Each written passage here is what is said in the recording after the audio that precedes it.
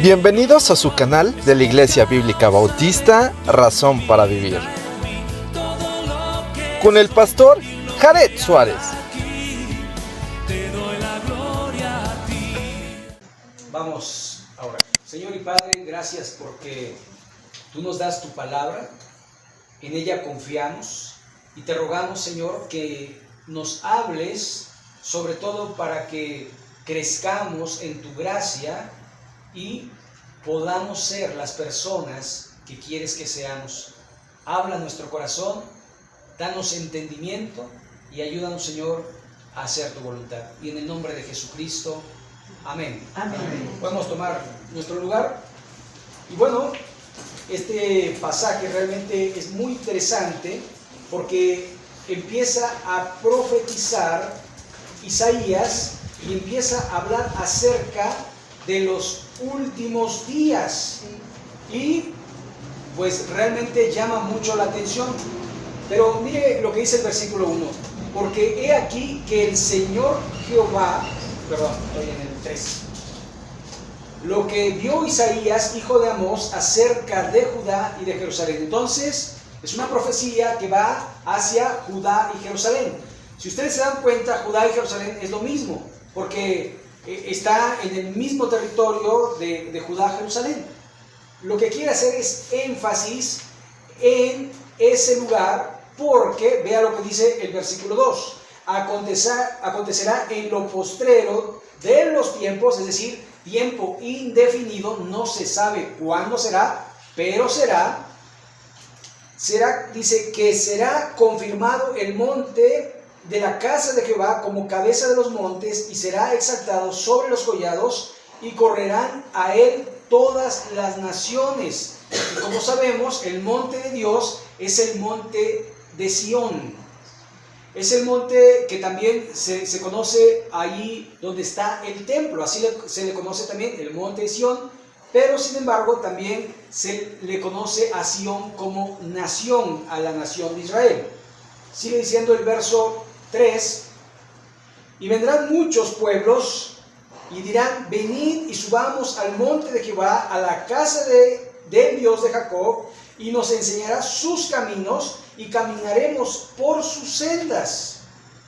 Porque de Sión saldrá la ley, y de Jerusalén la palabra de Jehová. Ahora, aquí algo que podemos ver es, ¿no conocemos los caminos de Dios?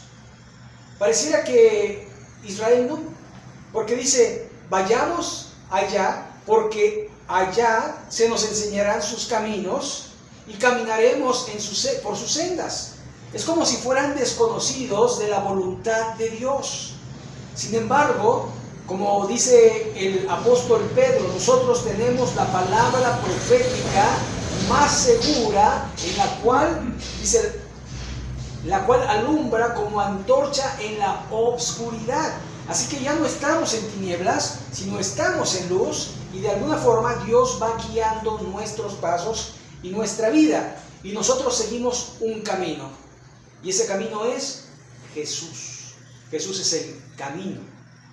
Así que de alguna forma lo que nos muestra es que el pueblo anda perdido, el pueblo de Israel, no hallan a Dios, no hallan su voluntad, no hallan de alguna manera hacer lo correcto delante de Dios. Y dice el verso, siguiendo el verso 3, porque de Sión saldrá la ley y de Jerusalén la palabra de Jehová. Y esto ha sido así siempre. De alguna manera, allí Dios reina. ¿Dónde puso Salomón el templo? En Jerusalén. Y ahí habitó Dios.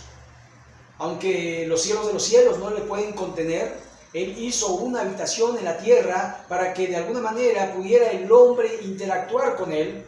Pero recuerde que en Ezequiel la gloria de Dios partió y ese templo ya estaba vacío.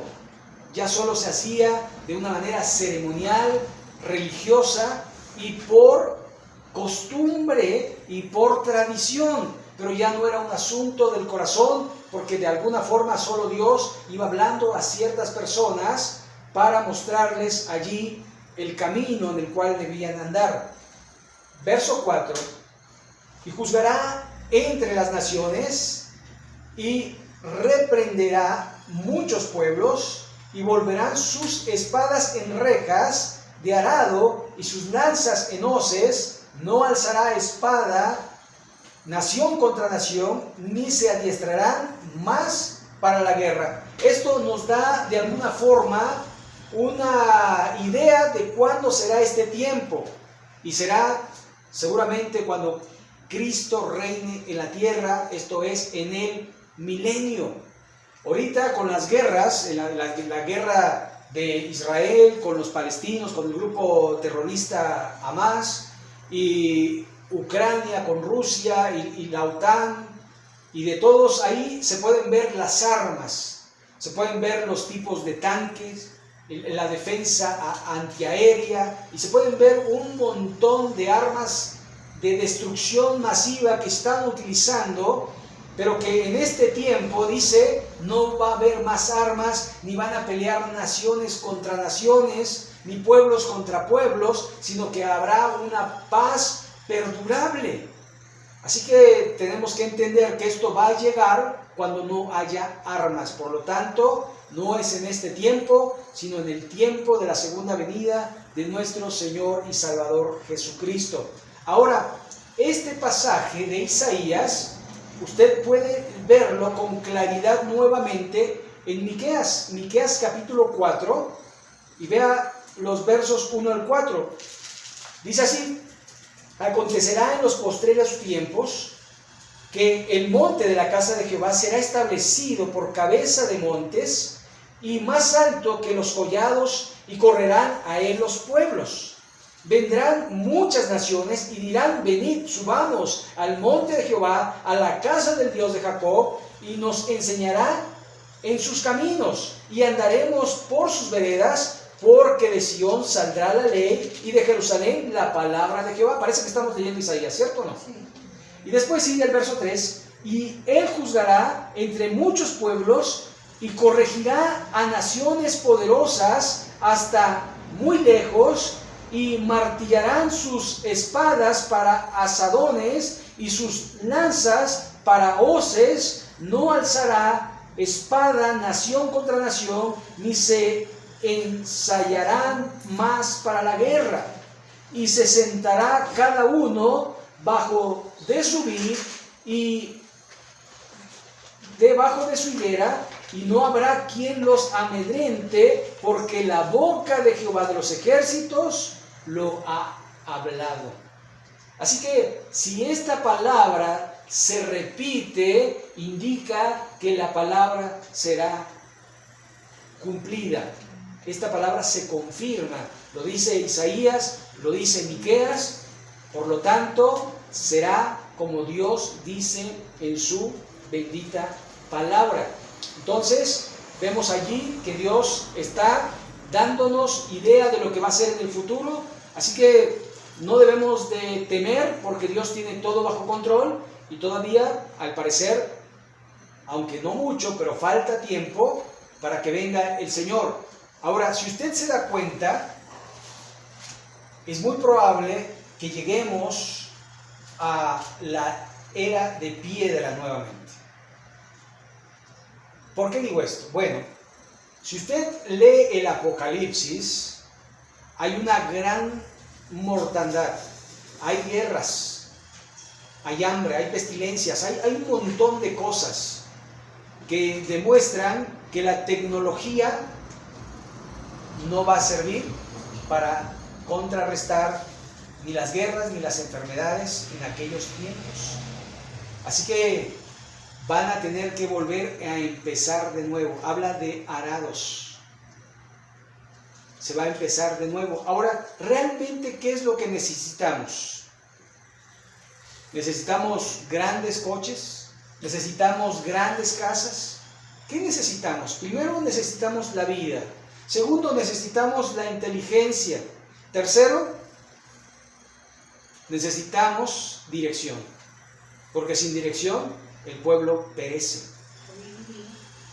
Así que Dios nos va a ir guiando, y sobre todas las cosas, ¿De qué sirve tener vida? ¿De qué sirve tener inteligencia? ¿De qué sirve tener dirección si no tienes a Dios? Pero Dios va a ser, de alguna forma, el que va a reinar y va a dar su señorío para que todas las naciones honren y glorifiquen al Padre Celestial. Verso 5. Venid, oh casa de Jacob, caminaremos a la luz de Jehová. ¿Sabe? Jehová es mi luz y salvación. ¿De quién temeré? Dice el salmista, ¿verdad? ¿Sabe? Nosotros tenemos que cobijarnos bajo sus alas y debemos de andar en luz. Pero recuerde, lámpara es a mis pies tu palabra y lumbrera a mi camino. La palabra de Dios alumbra nuestro entendimiento y debemos ser guiados por la palabra de Dios y no por nuestras emociones y no por lo que pueda decir el hombre, sino por lo que dice Dios. Verso 6.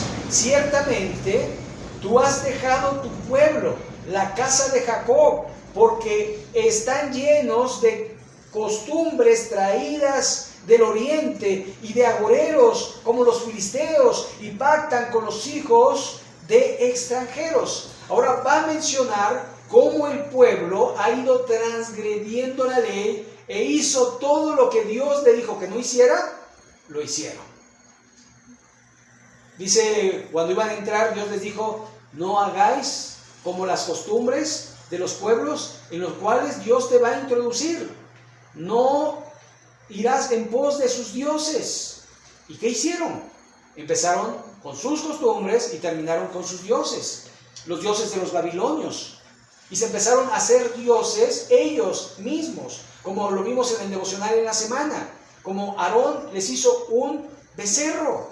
Y decían, este es nuestro Dios que nos sacó de Egipto. No existía el becerro, pero ahora resulta que lo sacó de Egipto. ¿Se dan cuenta? ¿Sabe? Aquí Dios va a mencionar por qué de alguna manera vendrá el castigo para Israel. Porque fueron primero a dioses ajenos. Segundo, 7. Su tierra está llena de plata y oro. Sus tesoros no tienen fin. También está su tierra llena de caballos y sus carros son innumerables. ¿Y sabe qué Dios les dijo? Que no hicieran esto. Que se acordaran del pobre y que no confiaran en carros ni en caballos, porque Dios es el que da la victoria. ¿Sabe? Cuando uno tiene posesiones, uno confía en sus posesiones. Uno confía en el dinero. Y eso también es idolatría. ¿Sabe? ¿Qué pasa? ¿Se rompió? Pues compramos otro. Esto, no pasa nada. ¿Y Dios cuándo lo ves? Por eso el salmista también dice, no me des riqueza, ni me des pobreza. Manténme del pan necesario. No sea que siendo rico, blasfeme tu nombre. O que siendo pobre robe. Dice, no es que siendo rico me olvide de ti, porque depende ya no de Dios, sino de lo que tiene. Ya no tiene necesidad. ¿Quiere comer? Come. En cambio, cuando hay necesidad, Señor, provee. Señor, ayuda. Señor, dame. Señor, sáname. Señor. Y está uno constantemente, pero de esta manera, ¿para qué molestar al Señor si estamos todos bien? ¿Sí me explico? No te olvidarás de tu Dios, ni de lo que Dios ha hecho contigo. Por eso el salmista dice, bendice alma mía Jehová, y no se olvide de ninguno de sus beneficios. Y da una lista de las cosas que Dios hace en nuestra vida, y nosotros cómo nos olvidamos constantemente de las bendiciones y de los favores que ha hecho Dios con nosotros.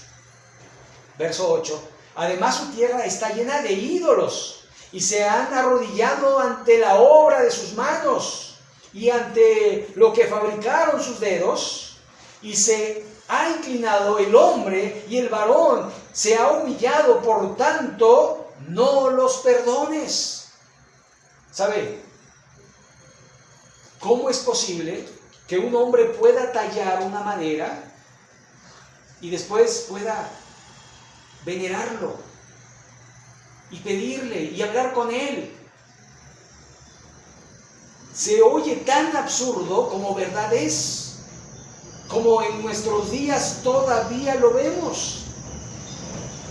Y la semana también vimos en el devocional: no te harás imagen ni semejanza de lo que está en el cielo, ni de lo que está en la tierra, ni debajo de la tierra. No te inclinarás a ellas, ni las honrarás, porque yo soy tu Dios celoso. Si algo no tolera a Dios, es la idolatría. Dios dice: quiten los ídolos de sus vidas. Ahora, verso número 10. No los perdones, dice el 9, y el 10 dice: métete en la peña, escóndete en el polvo de la presencia temible de Jehová y del resplandor de su majestad. ¿De dónde huiré de tu presencia?, dice el Salmo 139. ¿A dónde huiré de tu espíritu? Es imposible. Pero el hombre trata de esconderse de Dios. Lo vimos con Adán, ¿se acuerdan?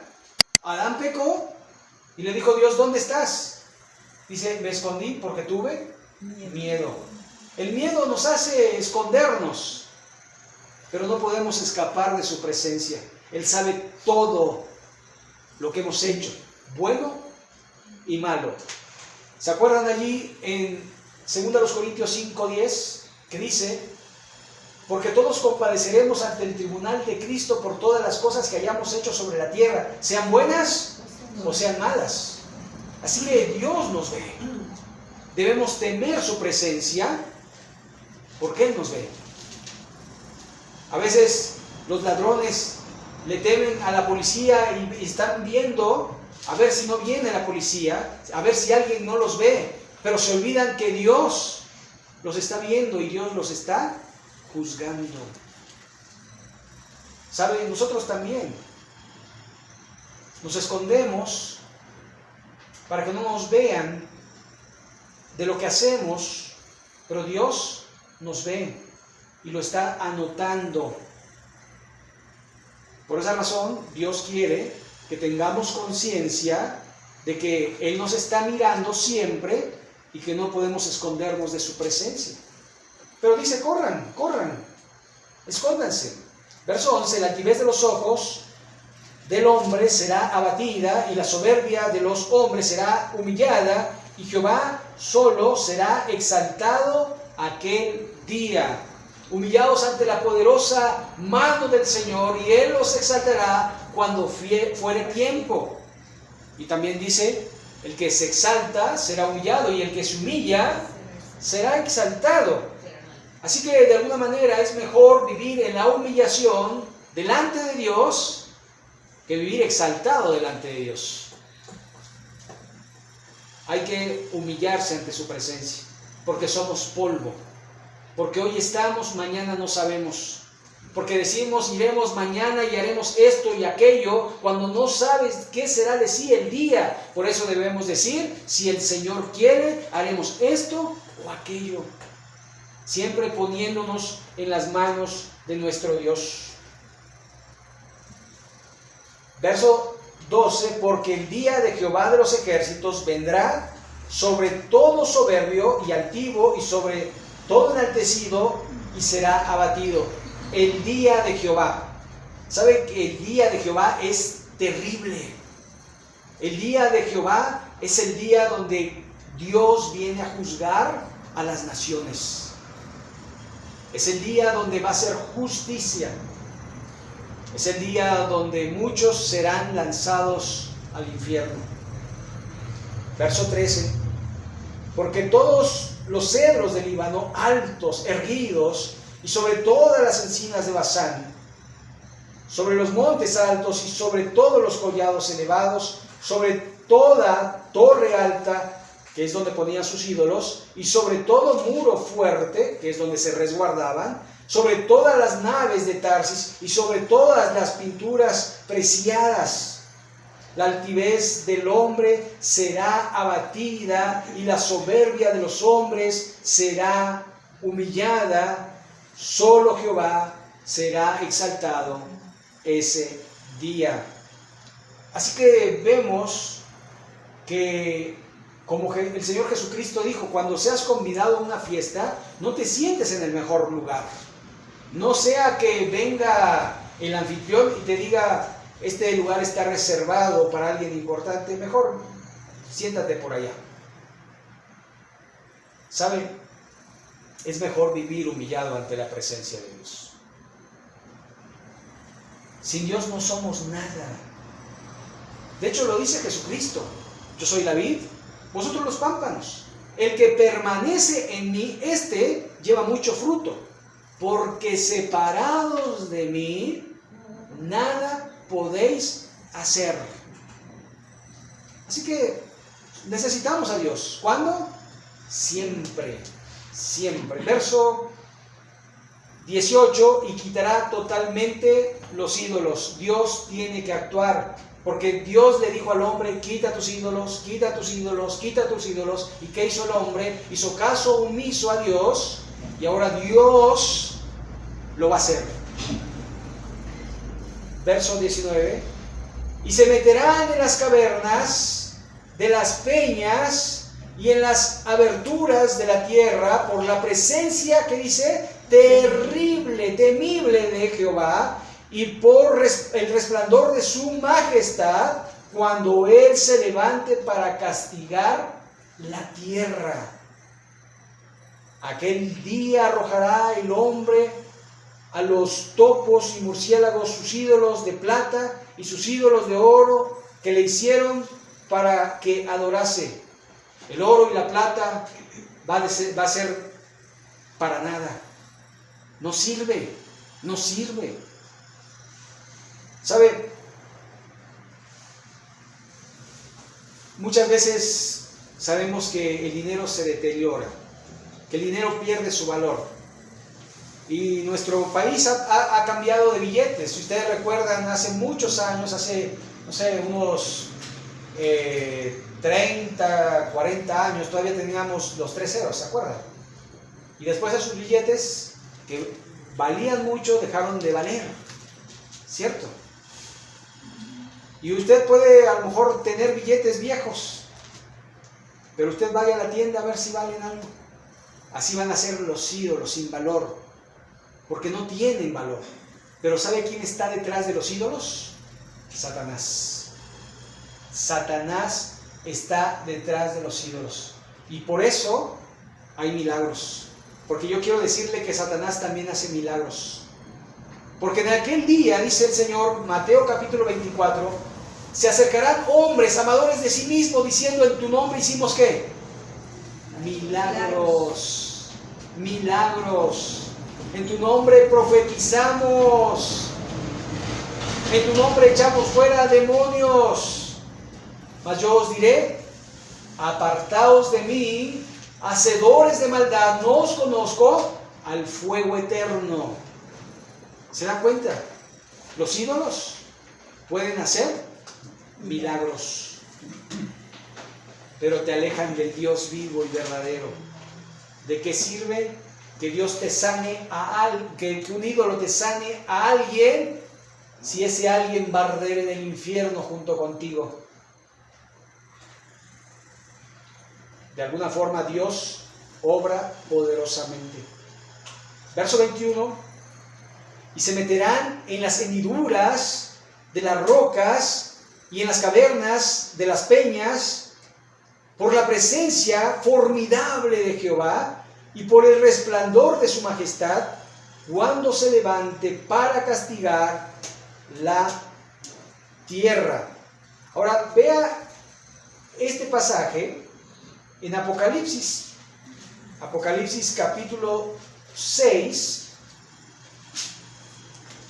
y mire lo que dice el verso 14 en adelante. Y el cielo se desvaneció como un pergamino que se enrolla, y todo monte y toda isla se removió en su lugar. Y los reyes de la tierra y los grandes, los ricos, los capitanes, los poderosos y todo libre se escondieron en las cuevas y entre las peñas de los montes, y decían a los montes y a las peñas: caed sobre nosotros, y escondednos del rostro de aquel que está sentado sobre el trono y de la ira del Cordero, porque el gran día de su ira ha llegado, y ¿quién podrá sostenerse en pie? ¿Se da cuenta? Es lo mismo. Está hablando de tiempo futuro, cuando el día de Dios, el día de Jehová y el día de Cristo se manifiesten y las naciones sean juzgadas. El juicio llegará, tarde o temprano llegará. Por eso, de alguna forma, nosotros estamos agradecidos con Dios, porque Él nos rescató del pozo de la desesperación, del lodo cenagoso, y puso nuestros pies sobre la peña. Porque Él nos dio vida cuando estábamos muertos en nuestros delitos y pecados. Porque merecíamos el infierno, y Él nos dio el cielo, la gloria venidera. ¿Sabe? Esto nos debería llevar a ser más agradecidos con nuestro Padre Celestial. Esto nos debería de ser más cristianos, ser más humildes, ser más piadosos, hacer más buenas obras por agradecimiento. ¿Sabe? Cuando uno consagra su vida al Señor, le dice al Señor: todo lo que tengo, todo lo que soy y lo que espero ser, para tu gloria y para tu honra. ¿Sabe? Un día vamos a partir a la presencia del Señor. Y Él te va a preguntar: ¿qué hiciste con tus dones y con tus talentos? ¿Qué hiciste con lo que yo te di? ¿Remuneró para el reino de Dios? ¿O simplemente los escondiste porque temías a Dios? ¿Sabe? Al que tiene, se le dará más. Y al que no tiene, lo que tiene se le quitará. Porque el que es fiel en lo poco, sobre mucho se le pondrá. Pero el que es infiel en lo mucho, también de lo poco será infiel. Así que, de alguna forma, Dios quiere que veamos qué tan fieles somos a nuestro Padre Celestial. La fidelidad se muestra en nuestra vida cristiana. Se muestra en nuestro día a día, en nuestra lectura, en nuestra memorización, en nuestro andar, en nuestro hablar. Y en el día que Dios apartó para que nos congreguemos. Él quiere que no dejemos de congregarnos como algunos tienen por costumbre, cuanto más que veis que aquel día se acerca. Verso 22 y último: dejaos del hombre cuyo aliento está en su nariz, porque ¿de qué es él estimado? ¿Saben? El aliento de la nariz está porque Dios lo da. Tenemos vida porque Dios nos ha permitido vivir. Y dice: dejaos del hombre. Es decir, no confíes en el hombre, confía en Dios. Confía en Dios. ¿Saben? Muchas veces cuando tenemos situaciones difíciles, se nos viene a la mente amigos, personas que conocemos. ¿Cierto o no? Para que solucionen nuestros problemas. Cuando debemos de ir en primero, como prioridad, a Dios. Señor, tú conoces mi situación. Y Él puede aún hasta de los muertos levantar a las personas. Pero necesitamos creer que Dios todo lo puede. Necesitamos saber que Dios todo lo puede. Y necesitamos de alguna manera depositarnos en Dios. Es decir, haz como tú quieras. Haz como tú quieras. Si me das, gracias. Si no me das, gracias. Estad siempre gozosos, orad sin cesar, porque esa es la voluntad de Dios para con nosotros en Cristo Jesús. debemos de dar gracias en todo y por todo. Sí, por lo bueno y por lo malo. Porque a los que aman a Dios, todas las cosas les ayudan a bien. Lo bueno y lo malo. Gracias, Señor, porque tú permites esto con un propósito. Ayúdame a ver cuál es tu propósito y ayúdame a cumplir tu propósito. Ayúdame a glorificar tu santo y bendito nombre. Maldito el hombre que confía en el hombre. Benditos los que confían en el nombre del Señor. Vamos a orar para terminar. Les invito a ponernos en pie. Vamos a orar a nuestro Dios. Bendito Padre Celestial que moras en todo lugar, gracias porque nos has rescatado de nuestra vana manera de vivir. Gracias, Señor, porque nos has guiado por el camino que es Cristo Jesús, quien murió y resucitó para darnos vida juntamente con Él. Ayúdanos a amarte, a valorar el sacrificio que Cristo hizo por nosotros. Ayúdanos a confiar en ti siempre, en las buenas y en las malas. Ayúdanos a honrarte con nuestros bienes y ayúdanos a hacer tu voluntad y no la nuestra. Bendito seas, Señor, porque tú tienes un plan perfecto para cada uno de nosotros. Cumple tu propósito en nuestras vidas para la gloria y la honra de tu bendito nombre. Señor, bendice a mis hermanos, suple sus necesidades, protégeles, dale salud. Gracias, Señor, por sus vidas. Nos ponemos en esta semana que comienza en tus manos y en el nombre de Jesucristo. Amén. Amén.